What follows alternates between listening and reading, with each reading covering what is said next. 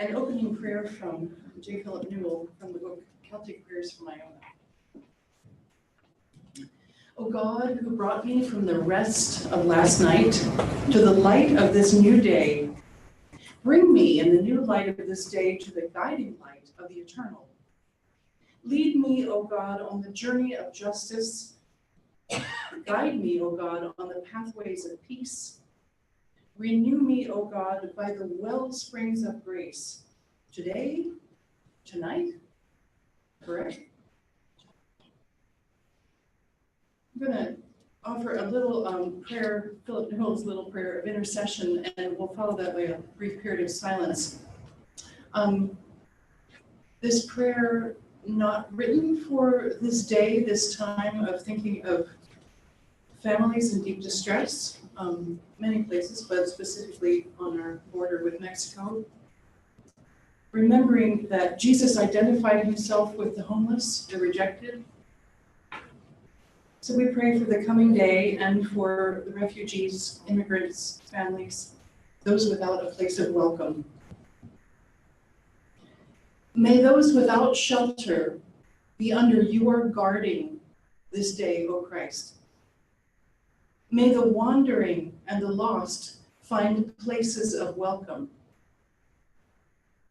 O Son of the tears, of the wounds, of the piercings, may your cross this day be shielding them.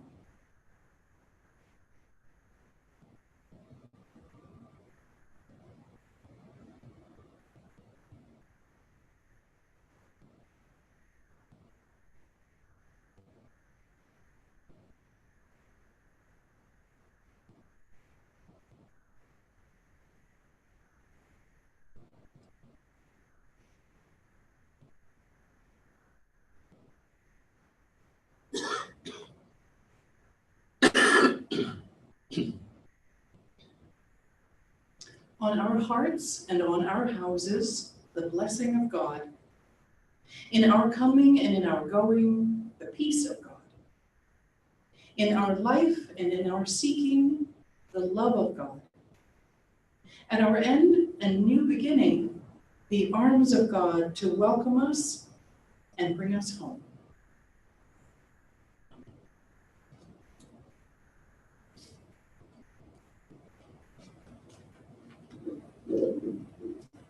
If you'll turn with me to, in the purple book, to number 34, You Are Holy. Number 34, purple book.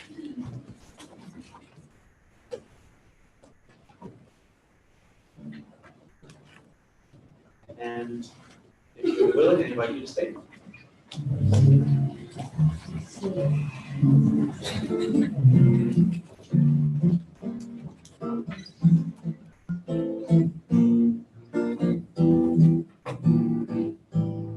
One more thing I meant to say beforehand.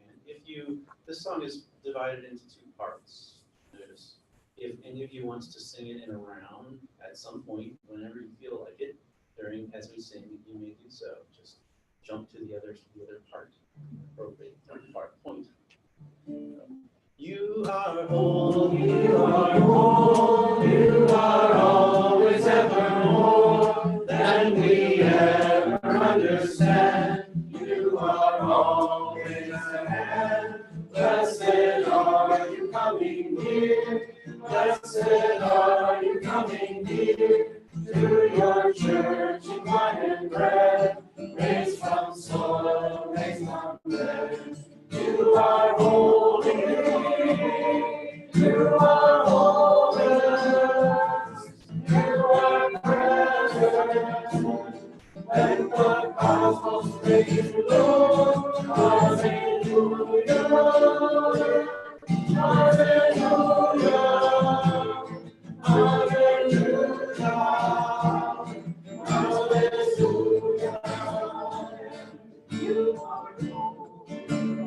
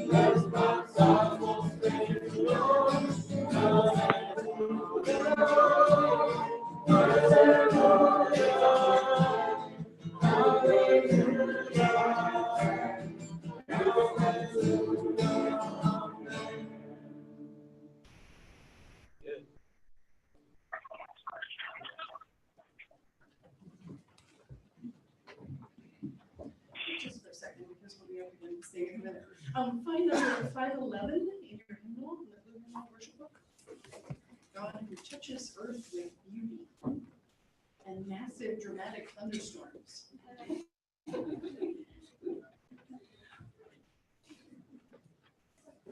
This is an excerpt from Psalm 125, again by Dan Merrill, an interpretation by Dan Merrill.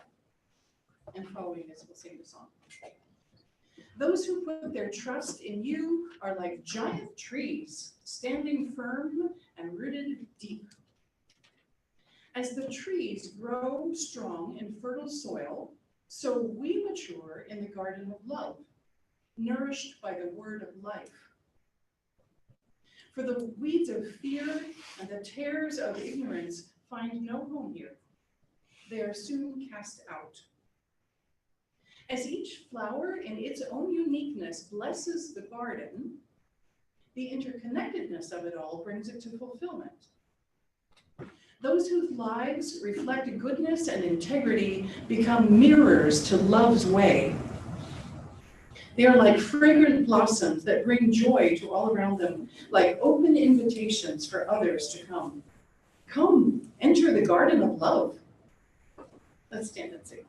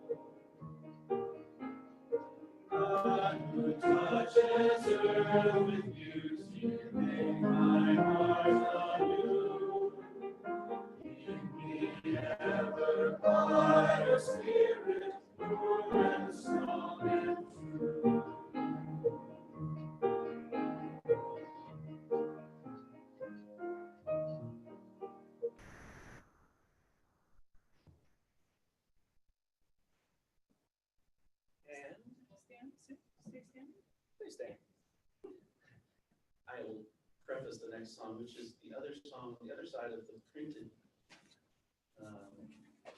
page that you have, New Moment. This is a song that was sung at World Conference. Who were there may remember it. It was in the World Conference book that is called Yo Soy, which means New Moment, well, God calls us. It's also, I knew it from, I had heard it in Brazil when we were there for a year with MCC as Momento Novo, which is New Moment. And in the songbook that we sang in World Conference, it was only in Spanish. And it felt a little uncomfortable for many of us English speakers to sing.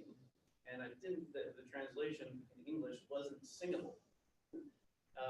So I decided it's time, we need an English version, and I couldn't find one. So I wrote some English interpretation of the verses. It's just a wonderful song. It comes, I believe, out of the Nueva Canción movement, which I'm not a historian, but I've had a lot to do with social musicians and artists interested in bringing positive social change, greater social good, and many of them were actually persecuted their countries in many of them in South America, but they're all over the world. So we will sing through, Louise and I will sing through the refrain. We'll start with the refrain and then sing verse 1. And then we invite you to join us on the refrain and start over again. Okay.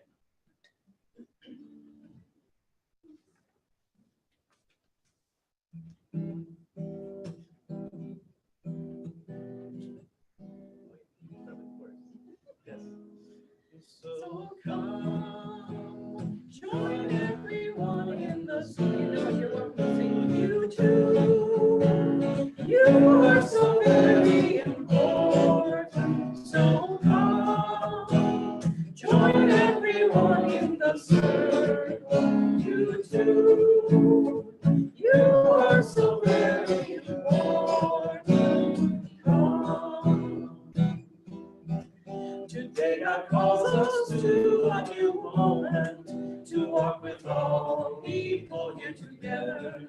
This is the time to transform what no longer works, and no one can do it alone with us.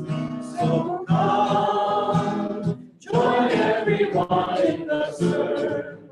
You too, you are so very important. So come, join everyone in the circle. You too, you are so very important. Back to verse 1, sing it with us.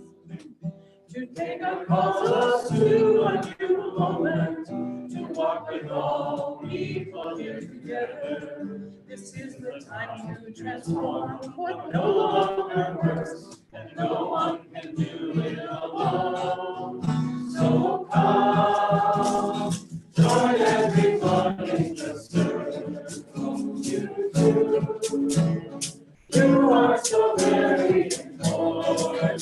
So come, join everyone in the circle. You too, you are so very important.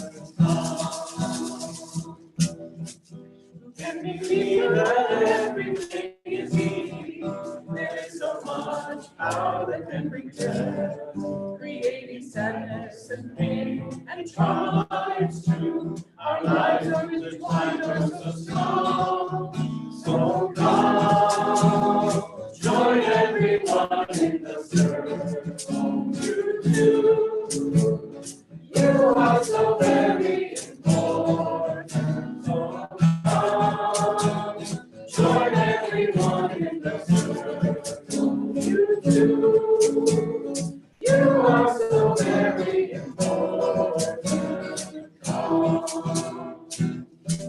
The power that makes life spring forth today is living right here within this body, inviting all of us now to share in this work of loving and joyous new song. So come, join everyone in the circle. You too, you are so very important. So come, join everyone in the circle.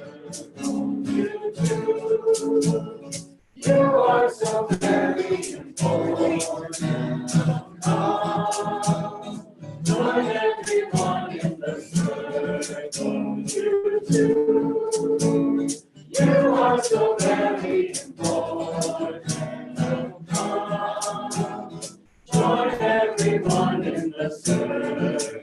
You too, you are so very important.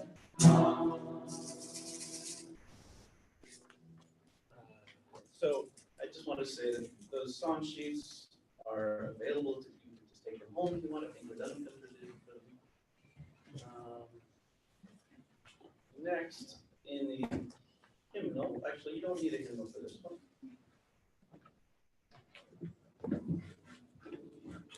I just want to read something that, as I was preparing to lead, this was another song at the Summer Peace Building Institute that you knew. we were doing the song Wade in the Water, and it just got me thinking. So I was writing some notes, and this is what I felt called to share. So in America, there's a large body of literature of great historical, metaphorical, and spiritual value. Spirituals, sometimes called slave songs. For me, these songs are gloriously symbolic of enslaved Africans' dignity, courage, resilience, and ingenuity to overcome oppression and attain their freedom. Singing together, lifted and unified their spirits, even when they felt no hope. These songs blended biblical stories and imagery with messages of encouragement and even instructions for escape. Wade in the water, children. God's going to trouble the water. This song borrows from a story of an ancient pool of water. When God troubled this water, whoever entered it was healed. And this meaning of troubled, to stir up or energize, is not a meaning that we often use. Trouble is certainly also reminiscent of more common word, conflict. And I used to avoid the word conflict. I used to avoid conflict, actually. And I feared conflict. I think maybe it's natural for many of us to sort of just want to avoid conflict. But I'm learning to see conflict as a symptom of something that we need to address. That the feelings that we have around conflict are symptoms of something that we need to address. As an opportunity for growth and maybe to deepen relationships. When we are able to wade into those troubled waters, to ride those swirling currents, then we can learn to understand them and how they affect everyone and everything. We can let go and move with the water, with our heads held high. We can find friends who are also making their way along the healing river. Wade in the water, children. God's going to trouble the water. So now that you've sat down through all of that, and if you're willing to stand again, I think it's helpful for, at least for me, to, when I'm singing spirituals, to remember their history, where they come from. We can also sing the meaning of the song from our own perspective, but it's also helpful to try to hold others' perspectives as well. And we'll just do the refrain of Wade in the Water. I think many of you know it, so you don't need your hymnals. And we'll just repeat the refrain over and over again and add harmonies, groans, whatever you wish to add as we go along. Wade in the water, wade in the water, children, wade in the water. God's gonna trouble the water. Wade in the water. Wade in the water, children. Wade in the water. God's gonna trouble the water. Wade in the water. Wade in the water, children. Wade in the water. God's gonna trouble the water. Oh, wade in the water. Oh, wade in the water, children. Wade in the water. God's gonna trouble the water. Oh, wade in the water. Wade in the water, children. Wade in the water. God's gonna trouble the water. One more time. Wade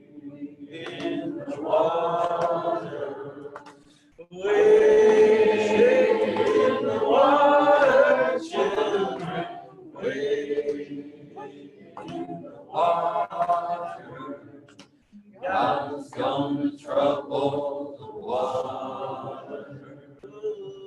God's gonna trouble the water.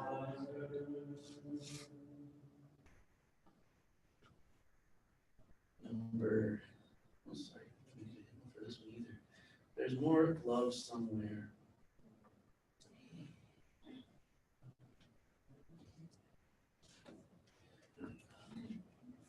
There is more love somewhere. There is more love somewhere. I'm gonna keep on till I find it. Number 109, if you want to name more love somewhere. There is more peace somewhere. There is more peace somewhere. I'm gonna keep on till I find it. There is more peace somewhere. Joy. There is more joy somewhere. There is more joy somewhere. I'm gonna keep on till I find it. There is more joy somewhere. Love. There is more love somewhere. There is more love somewhere. I'm gonna keep on till I find it. There is more love somewhere. And in hymnal number 242, stay with me. Number 242 in the hymnal, stay with me.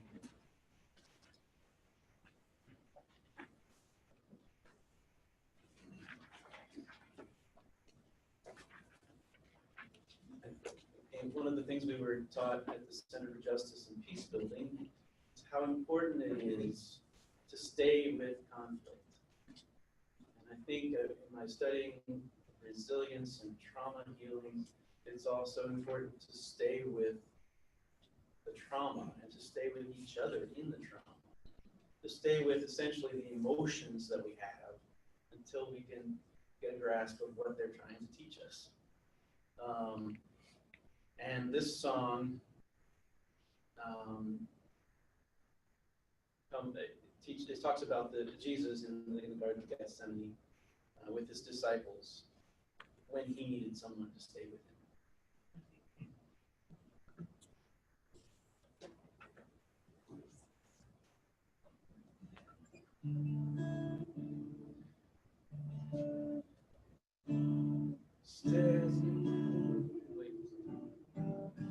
Stay with me, remain here with me, watch and pray, watch and pray. Stay with me, remain here with me, watch and pray, watch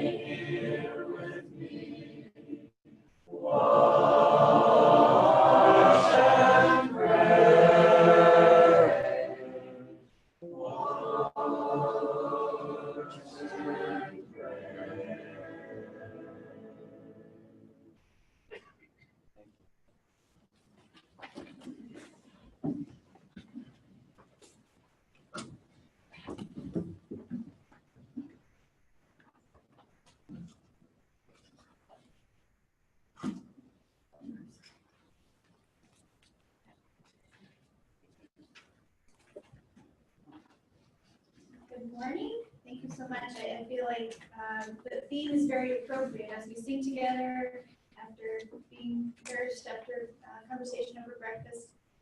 It really feels like this is like a weekend of healing for us as we consider each other's stories and stories of the professions we're a part of.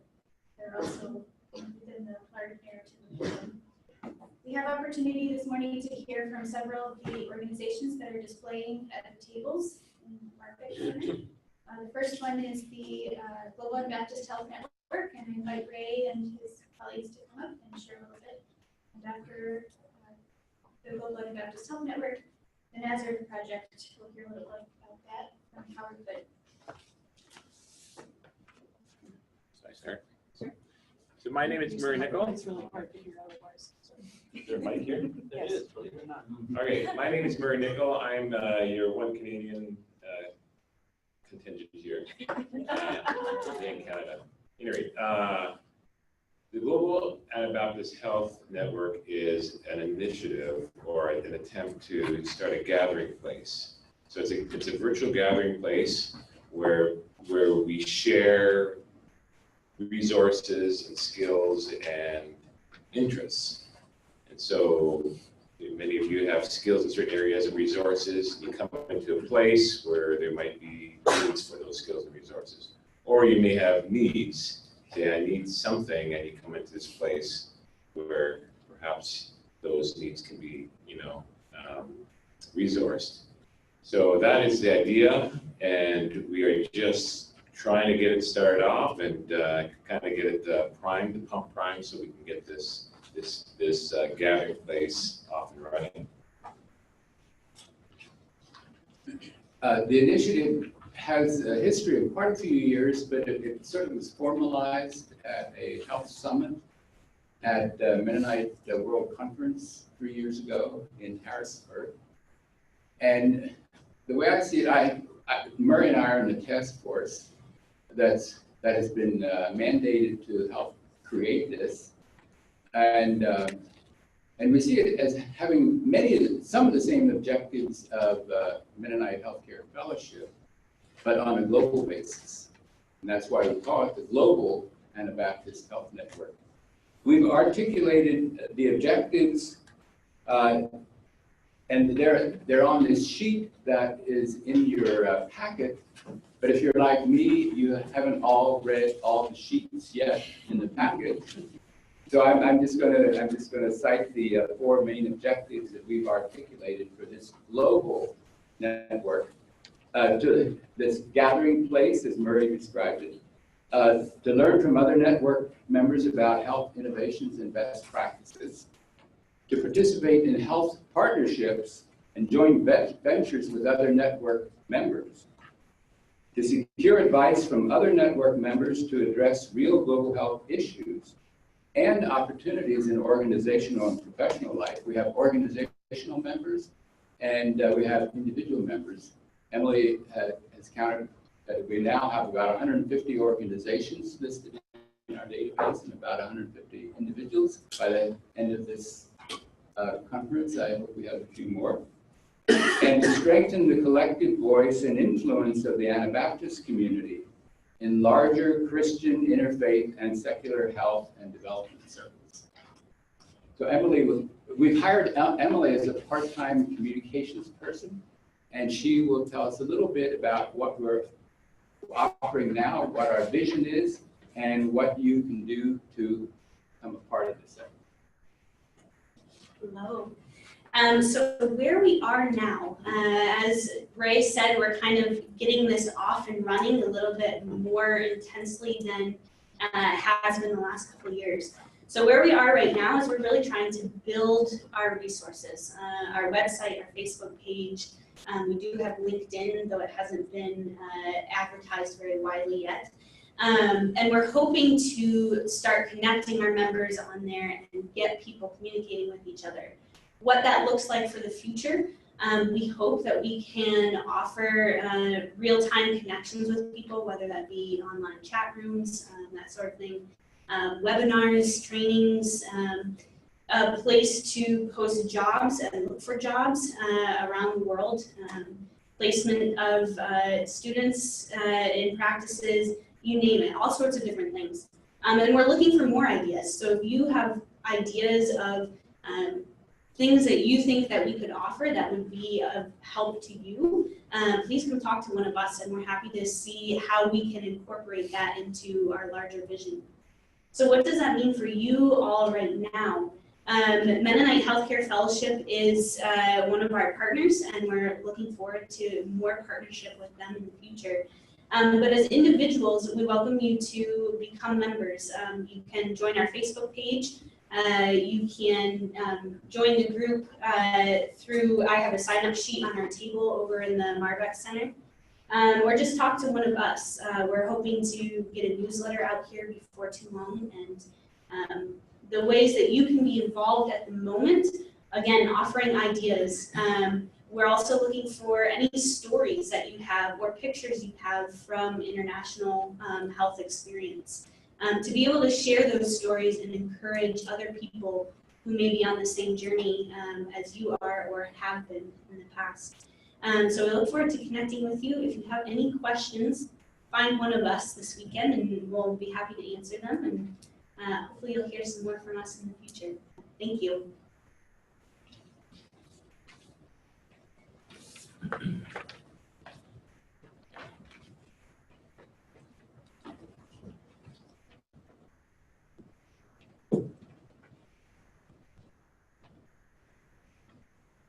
Good morning.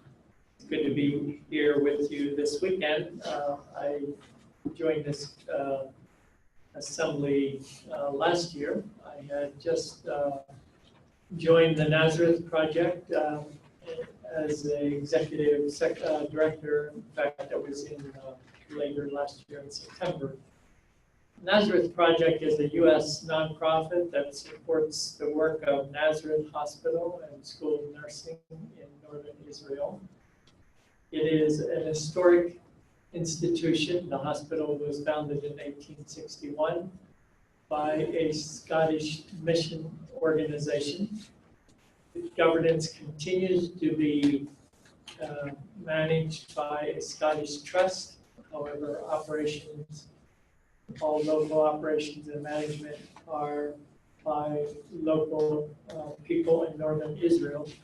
Northern Israel is primarily an Arab part of the country. Both Christians and Muslims live in that area. We, as Nazareth Project in the U.S., we raise financial support and arrange exchanges with the hospital and the School of Nursing. We occasionally receive federal grants from the U.S. government, American schools and hospitals abroad. Currently are finishing a grant to renovate the pediatrics department at the hospital.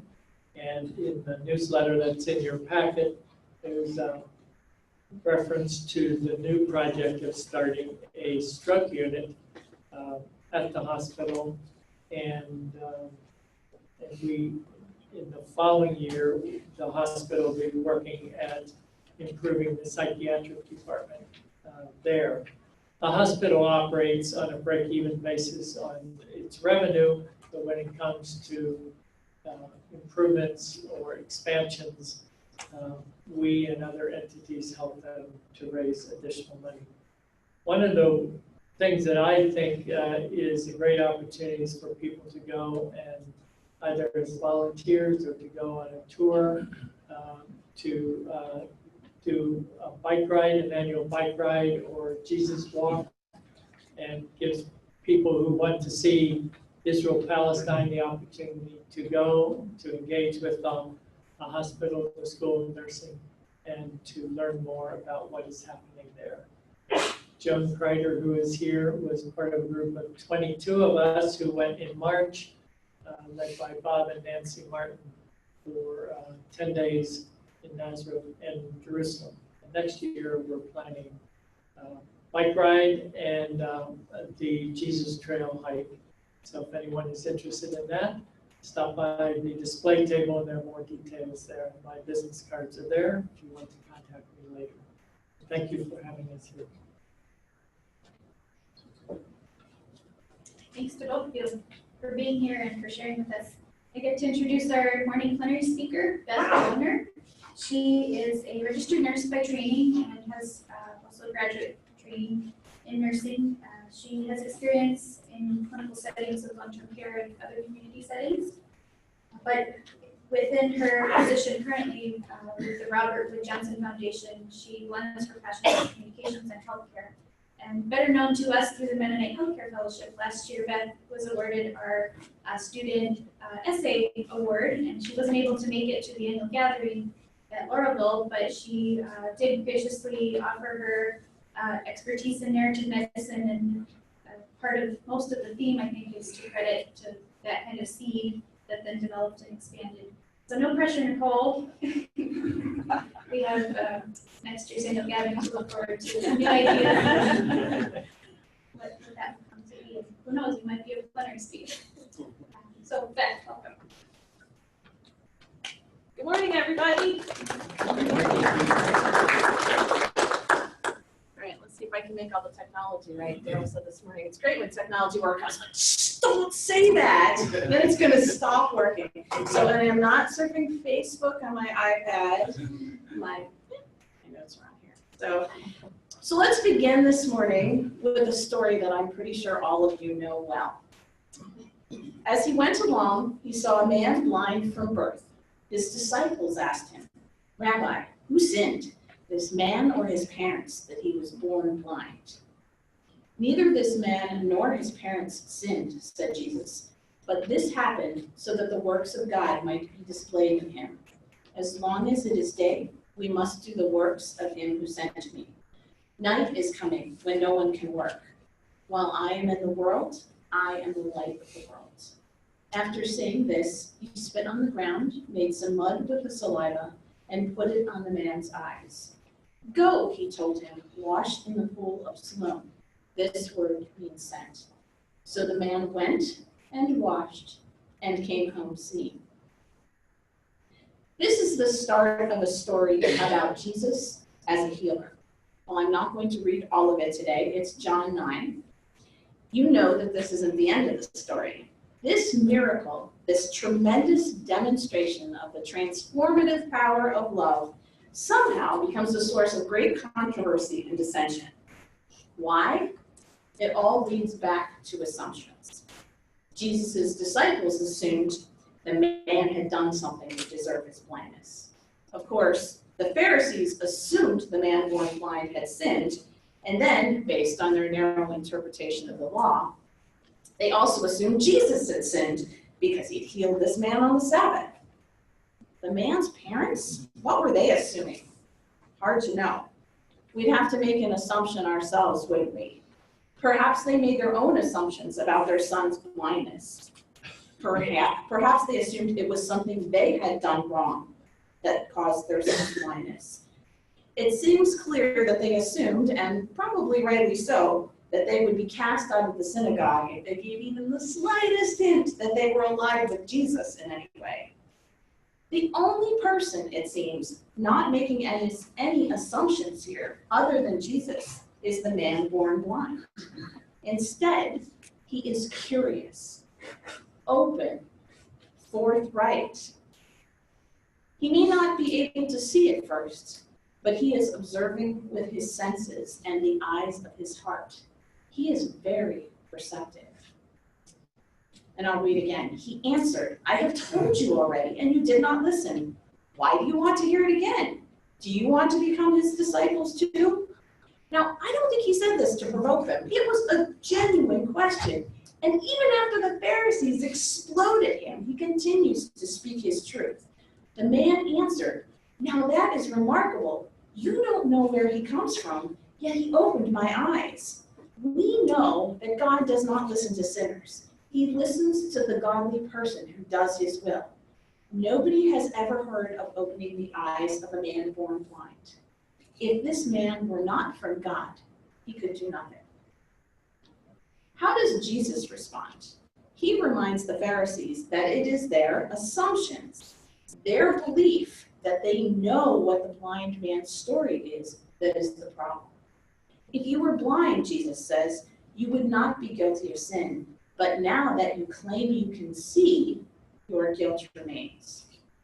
Jesus focuses his disciples on what is most important, and it's not on passing judgment. Neither this man nor his parents sinned, said Jesus, but this happened so that the works of God might be displayed in him. As long as it is day, we must do the works of him who sent me. Night is coming when no one can work. While I am in the world, I am the light of the world.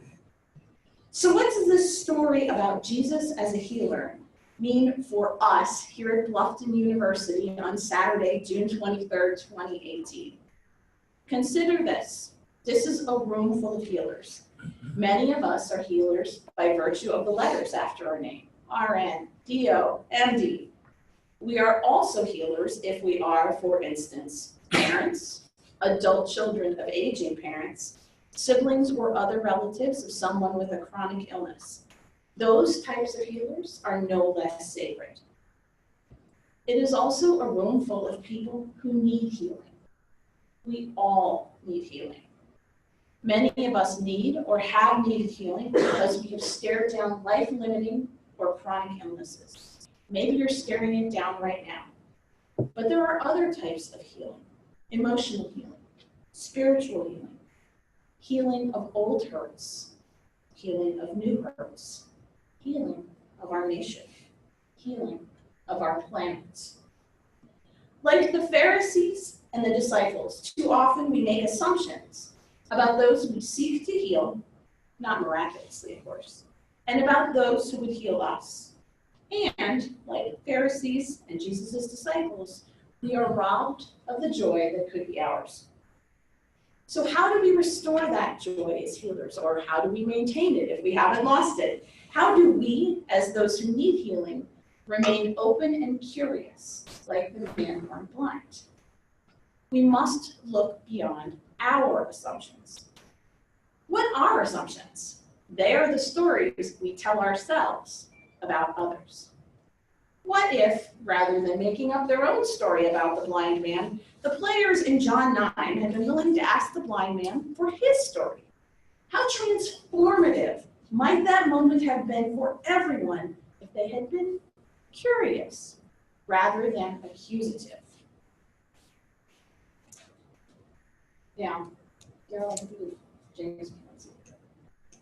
Oh, I made it work, yay. And it's supposed to be blank. I believe the answer to that question lies, of course, in stories. So first, I want to tell you a story about my friend Libby Case. I've known Libby for 22 years. She was my pastor at West Philadelphia Mennonite until she and her husband Dave moved first to Fresno, California, and then on to Madison, Wisconsin, where she was a hospital chaplain for a number of years before she retired, due in part to detached retinas. And, as her daughter describes it, her sensory system, hearing, vision, balance, is out of whack too. Her words, not mine. Libby was supposed to be the one sharing this plenary session with you today, but just a few weeks ago, she was diagnosed with a recurrence of the breast cancer she had left in the rearview mirror 15 years ago. A little more than 2 weeks ago, she had surgery to remove the tumor and has since had this cancer staged at 2B. Not the best news ever, but not the worst news either. But based on all that I've told you, what are some assumptions you might be making about Libby right now? Well, you may assume a lot, right? Room full of healthcare providers, based even on the limited medical history I just gave you. And you may be thinking about what you view as Libby's physical limitations. But these are the pictures of the Libby I know. Riding bike with her husband 2 days before her surgery, and by the way, riding a bike the week after her surgery to run errands. She is indomitable. She is centered. When I called her the night before surgery to gather her wisdom for this plenary session, she was sitting out on her back porch in Madison and knitting. We talked about our shared love of story and our shared love of the state of Wisconsin.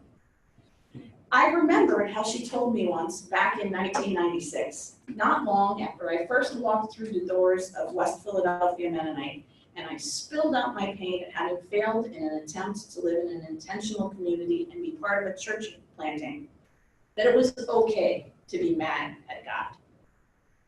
She was the one person who told me that after my first husband left me, many people in the church would try to isolate me, and then I would need to be sure to not allow that to happen. She was right, although it would be a while before I fully realized that and took her advice to heart. And it was Libby I called 14 years ago to tell her about Joe, this marvelous man I was dating. After waxing poetic for probably 20 minutes, I burst into tears and started wailing, "But he's a Republican!" And she laughed. She laughed really hard. And there was a long moment of silence, and then she asked, "Well, your ex-husband was a Democrat. How did that work out?" A year later, I married that marvelous man, and we are still very happily married. But why? With that simple question, she reminded me how assumptions can rob us of such great potential joy. And the stories I just told you paint a much clearer and richer picture of Libby, one that goes so far beyond the one you would formulate by looking at her medical history alone. So think about this for a moment. What is healing for Libby? What does healing look like for her? If you were Libby's nurse or physician, how might asking that question transform how you care for her? As you think about the answers to those questions, I'd like to share another story with you. This one begins with a discharge summary, one that was pulled from the patient's electronic medical record with her permission. So before I share this with you, I have a confession to make. So I'm a second career nurse. On my first day of clinicals in nursing school, the chart was my source of comfort. I felt if I could just read everything in that chart and decipher every last note, medication, and lab value, I would know exactly how to care for the patient, how to heal him or her, and I would never, ever make a mistake. Go ahead, laugh, it's funny. So what might be going on here? We got a room full of medical professionals, healthcare professionals. What's going on? Anybody want to guess? Shout it out. I know it's Saturday morning. I know you probably haven't had enough coffee. So there's a lot going on here, right? Think about some of the labels you might use to describe this person. Maybe a lot of fractures there, an MI, hypertension. This may be a fairly fragile individual. So I want you to think about the assumptions you make about this patient and what healing might look like to this patient based just on what you see here. And now I want you to meet Nancy Jordan, otherwise known as my mom. The chart created after her last hospitalization would have told you that she was, at the time, an 82-year-old white female with a history of hypertension, cardiac arrest, and myelodysplastic syndrome. The multiple fractures that you see listed there are a result of a catastrophic fall outside her home in 2015. That fall, at that moment, was the second in 6 weeks. The first fall broke only her nose, and it slowed her down a little bit. After the second fall, she laid outside her home calling for help for an hour before a friend coming to pick her up for church discovered her slumped up against the siding on her front walkway. Her chart won't tell you that until she fell, she was a very independent, active woman, that she does, in fact, value her independence more than anything, and that she derives a large part of her identity from what she is able to do for others. It wouldn't tell you that she has been married to one fewer husband than Elizabeth Taylor. I'll let you figure that out. Google will be helpful there. It would tell you that she has 5 children from 3 different marriages, and that those children are scattered around the country, the closest a 3.5-hour drive away. How does her story affect what you think healing means for my mother? My mother chose to forego treatments for her MDS so she could speed up her rehabilitation, knowing that the treatments would weaken her so much that she would be unable to do physical therapy. Healing for my mom doesn't look like a cure. It looks like time spent with family, even traveling cross country on a plane to soak in as many milestones and memories as possible. Here's the good news. She has a hematologist who listened to and understood the story she told about what was important to her. He supported her decision, and she came home just shy of 3 months post-fall. That trophy is a gift from my crazy brother for, as he put it, a job well done. And a year and a half after the fall, she came to EMU to watch me walk at my graduation with my MSN. And she's still going strong, although thankfully she hasn't found herself another husband. Now,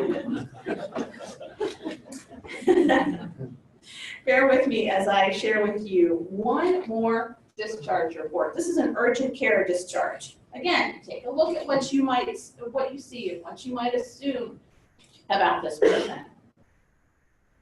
So look at those top 2 diagnoses at the top. We're talking about diagnosis codes at breakfast today. You might guess this person's an overweight, unhappy person, right? Surprise, that person is me. Yes, I'm carrying more extra pounds than I would like. And do I struggle with situational depression from time to time? Yes, I do. And oh yeah, I have elevated eye pressure. You get all that from the EHR. What you wouldn't get from the electronic health record is that I love the outdoors and I love to be active, even though I spend way more time at my desk than I would like. I've completed 22 road marathons, 2 trail marathons, and in October, I'm going to do my 25th marathon, the Marine Corps Marathon. I've already logged nearly 120 race miles this year, including 8 miles at the race you see there on the left, appropriately named because it takes place in January, the Frozen Snot. And that is me on Mount Washington the day after my 50th birthday. I love being out on the trails, heart pounding, sweating, and covered in mud. So imagine my frustration last August when I went to see my ophthalmologist for my annual eye checkup because I have elevated eye pressures. And this was the conversation we had. Ophthalmologist, your eye pressures look good. A lot of patients ask how they can keep their eyes healthy, and I tell them that keeping their weight down and maintaining a healthy blood pressure is the best way to do it, and that includes exercising and eating right. So it's a beautiful day out. Why don't you go for a walk when you go home? And fresh peaches are in season. Maybe you should buy some on the way home. That was all a monologue directed at me based on the assumptions he made about me based on my size. To my credit, I resisted the urge to tell him between gritted teeth that yes, of course, I would take his advice and walk 15.5 miles at the trail race I had coming up that weekend. And by the way, he never took my blood pressure. He also didn't know that my blood pressure is 110/66 and my resting heart rate is 59. So by making that assumption, my ophthalmologist lost my trust, and both of us missed out on the opportunity to connect as human beings, which is a source of healing for all of us. So how do we look beyond assumptions and harness the healing power of story? We must be like a man born blind. We must be curious. We must ask ourselves, what if? What if we slowed down? I don't have to tell each of you that our healthcare system is focused on getting things done. The faster, the better. And certainly there are times when speed is life-saving and necessary. But so often in our haste, in our striving to check off every item on our task list, we miss the important quiet places that bring healers and patients together, where often the greatest healing resides. Physician Victoria Sweet, author of God's Hotel, calls this slow medicine. I looked around for another model for understanding my patient, she writes, and I found it in pre-modern medicine, when the body was thought to be best approached as a plant. In this model, disease is a mismatch between the inner body and the outer world. And the doctor is most like a gardener, fussing and fiddling, doing a little of this and a little of that. Its way of healing is diffuse and global. It is seeing the patient in the context of his or her environment, changing what can be changed and removing what is in the way of the patient's healing on his own. What if we looked up from the chart, from the electronic health record, from our stethoscopes, blood pressure cuffs, and monitors? Yes, we need the data that's in the chart and the electronic health record, the data we get from our stethoscopes and our monitors and our telemetry strips. But that is not where healing lies. Healing lies in the stories we tell each other. And we can only hear those stories if we sit down, make eye contact, listen. It often feels like we're too busy for those moments. And it's true that our system is set up to deprive us of those moments. But did you know that Saul Wiener, a University of Chicago physician, discovered that those moments of connection can identify what he calls contextual red flags, technical term, but the obstacles in the patient's life that stand between him or her and health. In the long run, if those red flags are identified and addressed, we can save lives and money. Those of you who are nurses, think about the small talk you make with a patient as you're changing the dressing, hang an IV solution, or take a blood pressure. Those are moments of connection when we find the most joy in our profession. We learn about family and friends, a book they're reading, a favorite food, which, by the way, can be a clue to a lot of other things.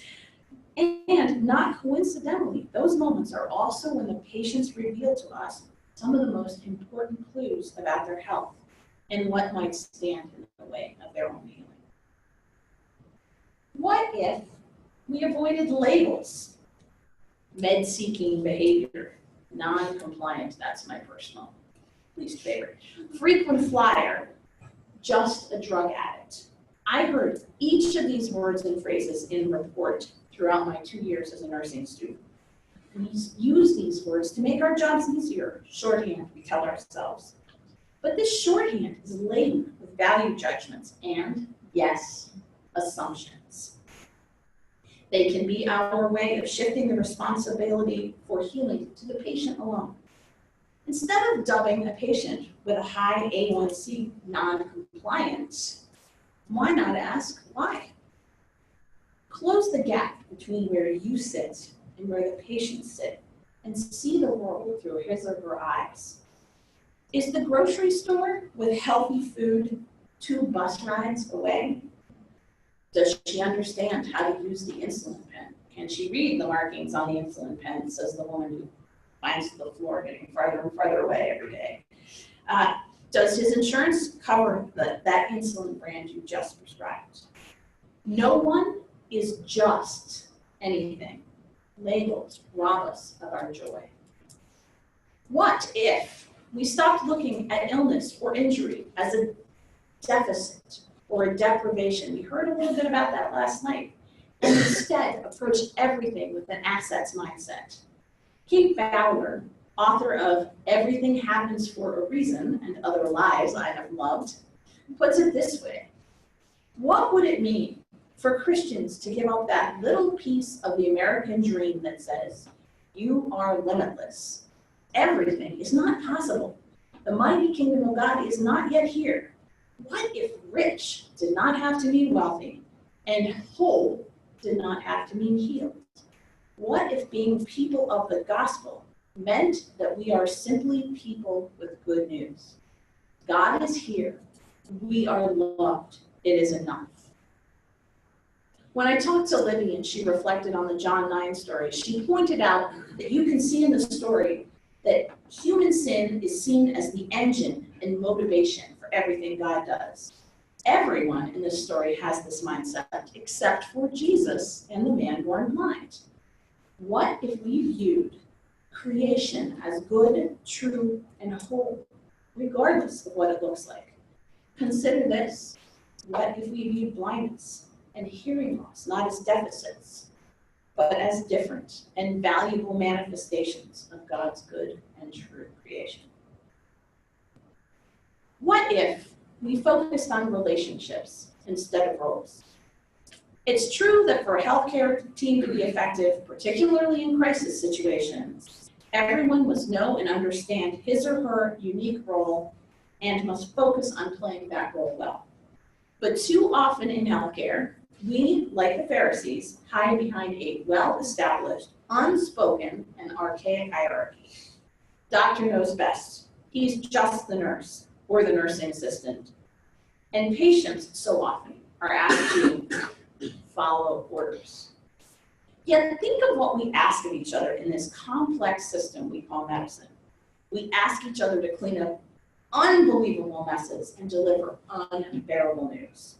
We ask each other to gut out long hours on the floor with not enough staff. Think too of what we ask of patients enduring toxic chemotherapy, undergoing excruciating physical therapy. We would have a hard time asking this of our spouses and partners, and we have pledged to spend our lives with them. Yet we routinely ask this of our coworkers and patients. What if we focus not on the hierarchy, but instead on the unique voice each of us has, and ensuring that each voice, including the patient's and his or her families, gets equal airtime and weight in decision-making?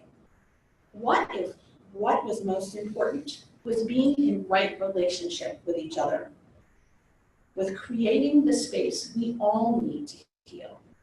What if, like the man born blind, we could listen to each other with our hearts open? What if we acknowledged our interrelatedness with each other and even with our earth? I met a professor named Ted Kapchick a few years ago. He has a PhD in Eastern medicine and works in the School of Medicine at Harvard University and does research at Beth Israel Deaconess in Boston. He does fascinating work researching the placebo effect. Now, as healthcare professionals, we know the problem with placebos is an ethical one, right? Typically, it requires us to deceive our patients. But here's what Ted found in his studies. Even if you tell a patient you are giving him a placebo, that placebo can have a measurable impact on symptoms if, and only if, the patient perceives the provider to be administering those placebos in a warm, empathetic, and caring way. Ted explained it to me this way. He believes that in all our scientific advances, which are good, we have falsely separated, in many cases, mind from body and have focused only on the science of medicine and not the art. In other words, healing is dependent not just on the tools we have, medications, procedures, but also on the connections between us. Relationships themselves have healing power. We could learn much too from this land's first inhabitants. The indigenous peoples of North America, the tribal nations who lived on this continent long before Europeans landed on its shores, believed that we are not only connected to each other, but to the earth and all its creatures. What if we acknowledge that connectedness on healing our polluted waterways and atmosphere? What if we spent more time in the wonders of outdoor spaces and less time with our screens and devices? We have lost sight of the way we are all interconnected. In our individualistic and divided society, we fail to see that my wholeness is dependent on your wholeness, that we can only be truly whole if we care for and are committed to the healing of others. Healing is about connection, the belief that we are all created in God's image and that all of creation is good and true. Transformation is available to everyone if they choose it. It's not dependent on our narrow prescriptions for faith. That is the story of the man born blind. Transformation and healing is available to us all.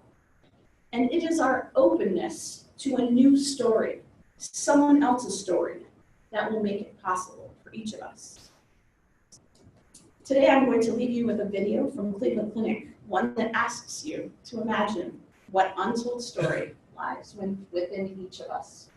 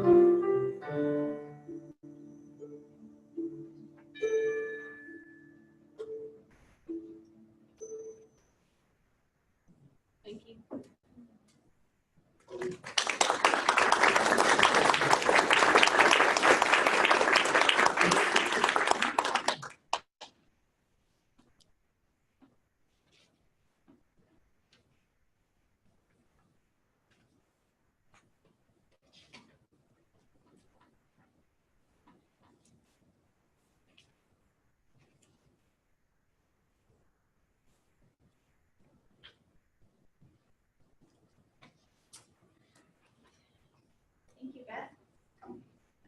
Just a couple of things as we finish up this morning. I think there are only 2 or 3 registrations left. People haven't picked up their name tags and packets, so if you've arrived just this morning, they're at the registration desk in the Harvick Center. As you can see, we have assignments for the workshops. This morning there will be 1 and then 2 in the afternoon. And some of them are, each session will be offered twice. Some of them are right next to each other, some are split up, so make sure you jot down the room and the time of the sessions that you would like to attend. There are too many good ones, I think it would be a hard decision, but hopefully, and the survey that you might have filled out to suggest which sessions you wanted to go to when, you're not obligated to follow those assignments. Choose where you can go. During lunch, we will start with our table group discussions. There will be one on international health, and Ray Martin will be the host facilitator for that, so find his table at lunch. Also during lunch, Ranck will be facilitating the Congo discussion group. I'm not sure where he is. He's stepped out. And that is not just for individuals who have had experience in international health for the Congo, but who have an interest in hearing those stories. Also, during lunch, I believe, there are several of us who maybe have delivered babies throughout our careers as midwives, as nurses, doctors, wherever else. And so if you would like to share those stories, that experience, I believe Min was hoping to connect with you. So if you want to find her during lunch and or dinner, if you want to continue those discussions. And also at dinner, Doug will be leading a discussion to follow up with the workshops he's leading on the connections between climate change and human health. The workshops will begin at 10:45. I don't have a watch, so I don't know how close to that time we are, but okay, we have lots of time. So locate your workshops after the last song here, and we will enjoy the first session before lunch. Indigo has a little bit of announcement to see how we're doing with our MHF initiative. Yeah, so I hope I didn't intimidate all of you guys away from social media last night, but just a reminder to maybe explore why we're a part of MHF, why we think it's important to be here and get to know each other. This is an example of the card that you all have in your folder. So take a moment sometime today and ponder, why am I part of MHF? You can write this on here. You can write as little or as much as you want. I wrote my name, so I'm a nurse. My name's Indigo, and I'm a part of MHF because I just thought I love learning from different disciplines and hearing different perspectives. So I encourage you to kind of think of that, and if you want to have a friend take a picture of you holding this, or you can come to me and I'd be happy to take a picture, and then we can upload it to the website and the Facebook page, or you can do that on your own. Okay? Again, if you have questions, please feel free to ask. I think we'll close with a final slide.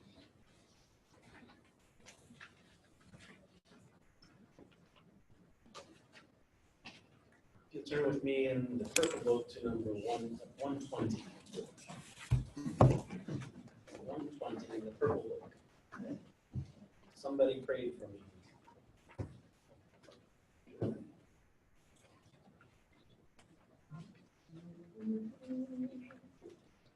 And you're welcome to stand.